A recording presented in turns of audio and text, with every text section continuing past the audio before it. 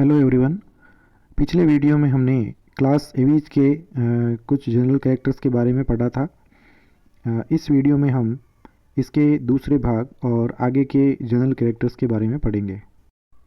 पिछले वीडियो में हमने क्लेविकल्स या विश बोन के बारे में पढ़ा था, उससे आगे के जनरल कैरेक्टर हम इस वीडियो में पढ़ेंगे। The ribs are double headed और बाइसिफेलस। इसका मतलब है कि इनमें जो पसलियाँ होती है वो उनमें दो सीट्स पाए जाते हैं, इसलिए उनको बाइसिफेलस या द्विशीर्षी कहते हैं। And each bears a backwardly directed uncinate process.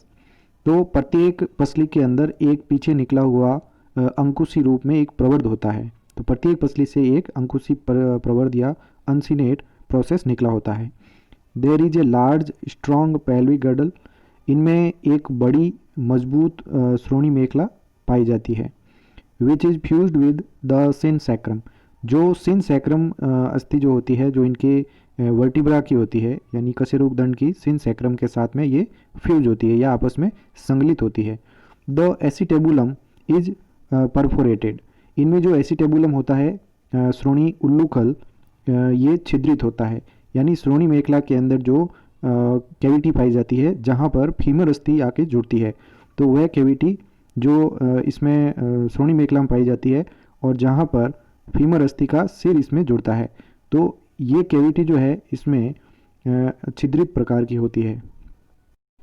अगला कैरेक्टर है द डिस्टल कार्पल्स या दुरुस्त carpals are made up by fusion of 3 metacarpals. तो इसमें जो डिस्टल कार्पल्स यानी कार्पल जो होती है इनमें 4 लिम्स में पाई जाती है, यानी अग्रपाद के अंदर। तो इनमें कार्पल्स जो है ये 3 अस्थियों 3 मेटाकार्पल्स के फ्यूजन होने से बनती है, कॉल्ड एज कार्पो मेटाकार्पस। तो ये कार्पो मेटाकार्पस कहलाती है क्योंकि इनमें 3 मेटाकार्पल्स अस्थियों का संयोजन होता है। The proximal carpals are free. अब इनमें जो समीपस्थ कार्पल्स होते हैं, समीपस्थ कार्पल अस्थियाँ, ये फ्री होती है या स्वतंत्र रूप से पाई जाती हैं। The proximal tarsals. अब टार्सल्स जो है ये पाई जाती है इनके हिंड लिम्स के अंदर, यानी पश्चपाद के अंदर। तो प्रॉक्सिमल टार्सल्स यानी जो इसकी समीपस्थ टार्सल है, फ्यूज विद टीबिया, यानी पैर की जो टीबिया अस्थि है उसके साथ में फ्यूज होती है टू फॉर्म टीबियो टार्सस, और उसके साथ में फ्यूज होकर ये बनाती है टीबियो टार्सस अस्थि। तो 2 अस्थियाँ साथ में इसमें फ्यूज हो जाती है। The distal tarsals fuse with second, third and fourth metatarsals to form tarsometatarsus. अब इसमें जो डिस्टल टार्सल या दूरस्थ टार्सल अस्थियाँ जो होती है ये फ्यूज होती है दूसरी, तीसरी व चौथी मेटाटार्सल्स के साथ में, और इसके द्वारा एक नई अस्थि का निर्माण करते हैं फ्यूज होके, जिसे कहते हैं tarsometatarsus. First metatarsal remain free. इनमें जो प्रथम मेटाटार्सल होती है पैर के अंदर, वो इसमें फ्री रहती है। Oesophagus forms crop for quick food storage. तो ईसोफेगस या जो इसकी ग्रासनाल होती है ये क्रॉप या अन्नपुट बनाती है फॉर क्विक फूड स्टोरेज, यानी तेज़ी से भोजन संग्रहण करने के लिए इनमें एक क्रॉप या अन्नपुट इसमें पाया जाता है। तो ईसोफेगस के बाद में एक इसकी ईसोफेगस ही फैलकर एक क्रॉप का निर्माण करती है। तो तेज़ी से जब ये पक्षी दाने चुगते हैं या भोजन करते हैं तो तेज़ी से इसके अंदर ये इसमें संग्रहण करते रहते हैं। तो क्रॉप जो है ये एक फूड भोजन को संग्रहण करने के लिए पाया जाता है। Stomach divided into glandular proventriculus and a muscular gizzard. तो इसमें जो स्टमक होता है 2 भागों में इसमें डिवाइड होता है। तो पहले इसमें आता है एक प्रोवेंट्रिकुलस स्टमक और दूसरा आता है इसमें मस्कुलर गिजार्ड। तो गिजार्ड जो है वो होती है पेशनी। अब इसका जो कार्य ये है कि ये जितने भी ये भोजन करते हैं उसको पीसने का कार्य जो है वो इसमें किया जाता है। तो पेशनी इसमें एक पीसने का कार्य करती है।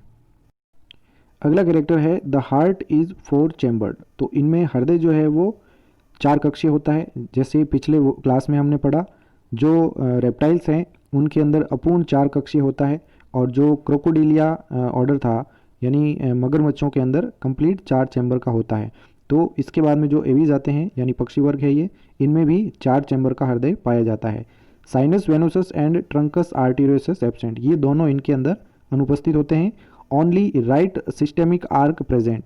अब इनमें केवल जो राइट पार्ट के अंदर जो पाया जाता है इनमें दैहिक चाप केवल वही इसमें पाया जाता है, यानी धमनी चाप जो है वो केवल राइट साइड का उपस्थित होता है।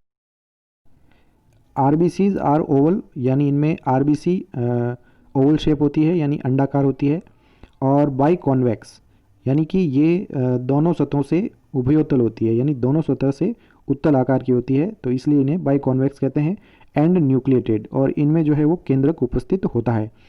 Birds are first homeothermic vertebrates, यानी पक्षी जो है प्रथम समतापी जंतु है, क्योंकि इससे पहले जितने भी रेप्टाइल्स, एम्फीबियंस और फिशेस थी उन सब में वो सभी एनिमल जो है वो होम्योथर्मिक नहीं थे, पॉइकिलोथर्मिक थे, यानी उनमें असमतापी जंतु पाए जाते थे क्योंकि उनमें शरीर का तापमान चेंज होता था।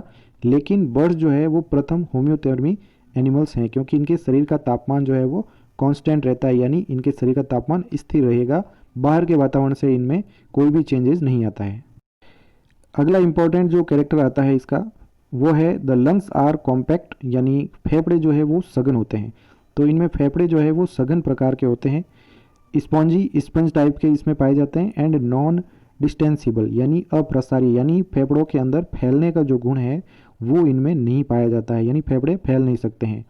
And connected with thin walled air sacs, यानी कि इनमें छोटे और जो वायु कोश पाए जाते हैं वो थिन वॉल्ड होते हैं, या इन्हें कह सकते हैं पतली भित्ति युक्त जो एयर सैक्स होते हैं वो पाए जाते हैं।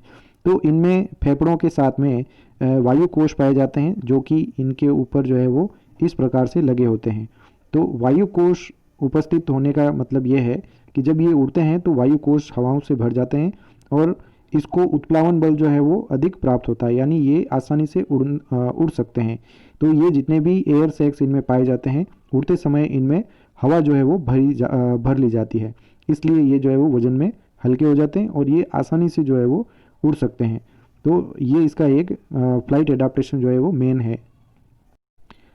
लैरिंग्स इज विदाउट वोकल कॉर्ड्स, यानी इनमें जो लैरिंग्स होता है वो बिना स्वर रज्जु के होता है, यानी इनमें स्वर नहीं होते हैं किसी भी प्रकार के। ए साउंड बॉक्स और सिरिंग्स इज प्रेजेंट, तो इनके वोकल कॉर्ड्स उपस्थित नहीं है इनके अंदर स्वर रज्जु, और लैरिंग्स के स्थान पर इनमें सिरिंग्स पाया जाता है। तो इनमें पक्षियों की जो आवाज़ निकलती है वो आवाज़ सिरिंग्स के द्वारा ही उत्पन्न होती है। अगला कैरेक्टर है द किडनीज आर मेटानेफ्रिक, तो इनमें जो वृक्क होते हैं वो पश्चवृक्कीय प्रकार के होते हैं, यानी अधिक इवॉल्व होते हैं इनमें।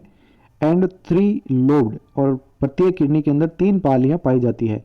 यूरिनरी ब्लैडर इज एब्सेंट, अब इनके अंदर मूत्राशय अनुपस्थित होता है क्योंकि अतिरिक्त भार जो है वो उड़ने के लिए एक बाधा का कार्य करता है, इसलिए इनमें मूत्राशय नहीं होता है। यूरेटर्स ओपन इनटू क्लोएका, अब इनमें जो मूत्र वाहिनियां होती है यूरेटर्स वो सीधे ही क्लोएका या अवस्कर द्वार के अंदर जाके खुल जाती है। ये होते हैं यूरिकोटेलिक, यानी कि ये यूरिक अम्ल का उत्सर्जन करते हैं। Brain with greatly developed cerebellum, cerebrum, cerebellum and optic lobes, यानी मस्तिष्क जो है वो बहुत ही अधिक विकसित प्रकार से होता है जिनमें सेरिब्रम होता है, सेरिबेलम होता है और ऑप्टिक लोब्स यानी दृक पालियां भी इनमें विकसित होती है। There are 12 pairs of cranial nerves, अब इनमें जो है वो 12 जोड़ी कपाल तंत्रिकाएं पाई जाती है। The eyes big and surrounded by sclerotic plates, अब इनमें जो आंखें हैं वो बड़ी होती है और स्क्लेरोटिक प्लेट्स के द्वारा ये घिरी होती है, और आंखों के अंदर पैक्टिन पाया जाता है। एंड निक्टेटिंग मेम्ब्रेन, यानी एक निमेशक जो पटल होती है वो भी इनमें उपस्थित होती है। तो पैक्टिन, निक्टेटिंग मेम्ब्रेन और स्क्लेरोटिक प्लेट्स ये तीनों ही इनकी आंखों के अंदर उपस्थित होते हैं। अगला आता है इसमें olfactory organs are less developed, यानी इनमें घ्राण अंग जो है वो कम विकसित होते हैं, यानी सूंघने की या गंध का ज्ञान करने की जो प्रवृत्ति है इनमें कम होती है क्योंकि ऑल्फैक्टरी ऑर्गन्स या घ्राण अंग जो है वो विकसित नहीं होते हैं इतने। The birds have 3 chambered cloaca, birds के अंदर जो अवस्कर द्वार होता है उनमें 3 चैम्बर पाए जाते हैं, त्रिकक्षीय होता है ये। बर्ड्स आर यूनिसेक्सुअल, जितने भी पक्षी हैं वो एक लिंगी होती है, यानी नर व मादा अलग अलग पाए जाते हैं। And sexual dimorphism is present, यानी कि इनमें लैंगिक द्विरूपता पाई जाती है। इसका मतलब ये है कि इनमें नर व मादा को हम देख कर जो है वो पहचान सकते हैं, यानी दोनों की जो बाहरी आकारी की होती है वो अलग अलग होती है, तो मेल और फीमेल देख कर ही हम पहचान सकते हैं, इसलिए इनके अंदर जो है वो लैंगिक द्विरूपता उपस्थित होती है। Females has single left ovary and oviduct. अब फीमेल के अंदर केवल एक ही ओवेरी होती है, नहीं है, अंडाशय केवल एक है, वो भी इसमें लेफ्ट साइड की ओवेरी वर्किंग होती है। राइट साइड की ओवेरी इसमें रूडिमेंट्री यानी आद्य प्रकार की या अवशेषी प्रकार की होती है, जो इसमें कार्य नहीं करती है। एंड ओविडक्ट और अंडवाहिनी उपस्थित होती है। तो केवल लेफ्ट साइड की ओवेरी यानी अंडाशय तथा अंडवाहिनी इनमें उपस्थित होती है। Males with one pair of abdominal testis. अब नरों के अंदर एक जोड़ी उदरीय टेस्टिस यानी वृषण इनमें पाए जाते हैं। तो एब्डोमिनल है क्योंकि इनमें एब्डोमिनल रीजन या उदर के भाग में ये वृषण उपस्थित होते हैं। Copulatory organs absent. इनमें मैथुन अंग जो है वो अनुपस्थित होता है नरों के अंदर, except in ratitae ducks and swans. तो रेटिटी डक्स और स्वान के अंदर या हंसों के अंदर इनमें मैथुन अंग पाया जाता है। बाकी किसी भी बर्ड के अंदर जो है वो मैथुन अंग इनमें नहीं होता है। Fertilisation is internal. इनमें निषेचन जो है वो आंतरिक होता है आफ्टर कोर्टशिप एंड कॉपुलेशन, यानी मैथुन तथा अनुरंजन इनमें दोनों ही क्रियाएं जो है वो इनमें विकसित होती है। और मेल जो है वो फीमेल को आकर्षित करता है और उसके बाद में इनमें कॉपुलेशन या मैथुन की क्रिया होती है। उसके बाद में जो फर्टिलाइजेशन होता है वो इंटरनल होता है फीमेल बॉडी के अंदर। फीमेल्स ओविपेरस यानी कि जो मादाएं हैं वो अंड प्रजक होती है, अंडे देती है। द एग्स आर क्लिडोइक यानी इनमें अंडे सकोशी पाए जाते हैं, यानी इनके ऊपर एक कैल्शियम कार्बोनेट का कवच पाया जाता है। एंड एमनियोटिक यानी इनमें एमनियोटिक एग होते हैं, यानी एमनियोन झिल्ली उपस्थित है। And require external incubation for development, यानी कि इनमें परिवर्धन के लिए बाहरी ऊष्मायन पाया जाता है। तो जब बर्ड जो है अंडों को सेते हैं यानी अंडों के ऊपर जब बैठते हैं तो वो क्रिया इंक्यूबेशन कहलाती है। तो ये वो अंडों को जो है वो ऊष्मा प्रदान करते हैं जो कि उसके डेवलपमेंट के लिए आवश्यक है। तो उसी के कारण जो है वो अंडों के अंदर जो है वो परिवर्तन होता है। क्लीवेज इज डिस्कॉइडल, यानी इनमें जो विदलन होता है वो बिंबाव प्रकार का होता है। एंड मीरोब्लास्टिक या जिसे कहते हैं अंशभंजी विदलन। तो विदलन इनके अंडे के अंदर कंप्लीट रूप से इसको विभाजित नहीं करता है, इसमें केवल एक भाग में डिस्क के रूप में ही विदलन होता है, इसलिए इनमें डिस्कॉइडल विदलन पाया जाता है। डेवलपमेंट डायरेक्ट, यानी इनमें किसी भी प्रकार की लार्वल स्टेज नहीं होती है, तो परिवर्धन इनमें प्रत्यक्ष प्रकार का होगा। The embryo develops 4 extra embryonic membranes performing specific function.